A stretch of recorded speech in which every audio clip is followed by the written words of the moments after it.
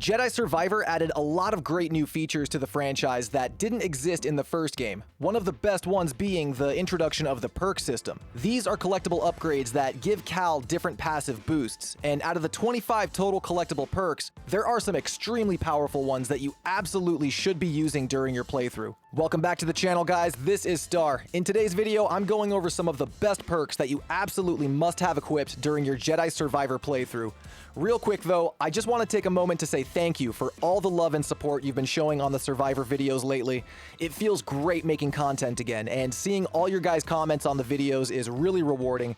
It makes me want to keep doing this, so shout out to you guys. We're gonna jump right into it. The first perk that you must have equipped is one that will help you with the early game grind so much, and that's the Wisdom perk. Wisdom grants you additional experience after you defeat an enemy, so it's a must-have for when you're grinding and trying to unlock all the powerful skills. And this one's unlocked super early in the story too, so you can have this one equipped for most of your playthrough. You can obtain the Wisdom perk from Z's shop, which you get access to after your first visit to Kobo, and it's only going to cost you 5 data discs. If you've been exploring as you play through the story, chances are pretty high you'll already have more than 5 discs by the time you get access to Z's, so you should be able to immediately unlock Wisdom. It's a pretty strong perk though. It will take up all 3 of your default perk slots, which is a bummer in the early game, but once you collect more data discs, you can purchase an additional slot from Z and have that one extra.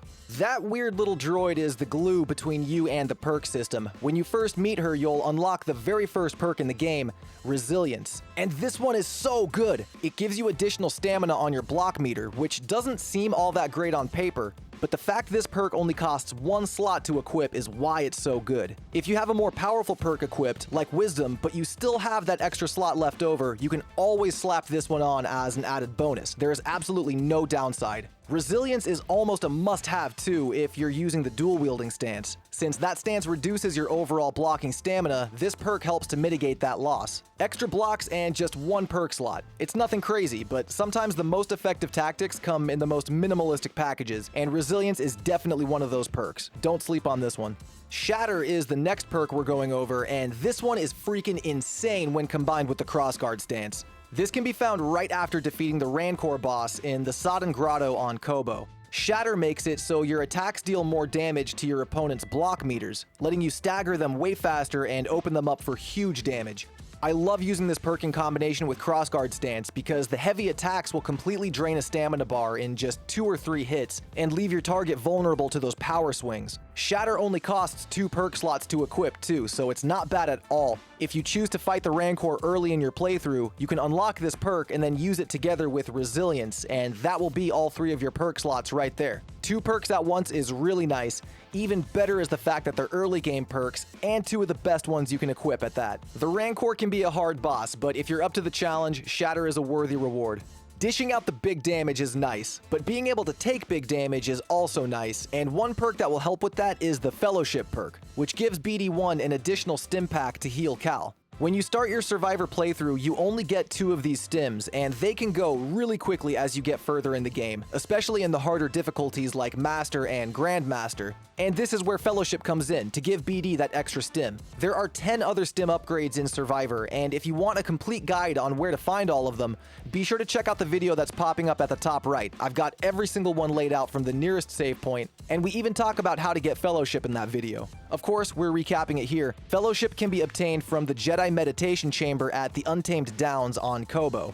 Starting from the Boiling Bluff save point, we head out into the field and turn left. On a cliff above us, there's the chamber with the big yellow door that gives it away. Using a Neko, we have to jump up and grab the vines and climb to the top of the cliff here, and when we get to the top, we can enter the chamber. The goal is that monument that's in the back, and the idea is to use the Force to push and pull these giant blocks to get across. The puzzle is not hard, and there's multiple ways that you can complete it, so I don't have any one specific method. Once you get the main block moving to the left with you standing on top of it, you can safely jump across and acquire the Fellowship perk from the monument. The other meditation chambers found in the game offer great rewards like this too, including other perks, so it's not a bad idea to complete them. Keep in mind though that Fellowship is an extremely powerful perk.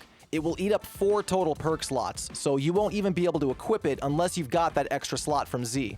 Now, for this next one, I might be a little bit biased because it's no secret that my favorite stance in Jedi Survivor is the blaster stance. Cal is basically the Star Wars John Wick, and it's amazing. But I found that the blaster as a whole is pretty weak in the damage department, usually taking 3 or 4 shots before putting down even the smallest target. I'm sure other players felt the same way, and fortunately there is a perk that lets us mitigate that and turns the blaster stance into a powerhouse. The marksmanship perk, which gives the blaster bonus damage per shot, and it makes up for our little pea shooter of a blaster. It's not a crazy boost, but it does enough to where you usually need 1 shot less to take out an enemy, so it's definitely worth it if you use blaster stance a lot. When you combo off with your blaster and lightsaber, you'll notice those health bars get melted a lot faster, and it's definitely the missing piece to the stance. This is another one that takes up 3 perk slots though, so unless you're exclusively playing blaster stance, it might be a good idea to buy that extra slot that's available at Z's shop. In case you couldn't tell by now, try to pick up every data disc you can so you can get that extra slot. It's really worth it.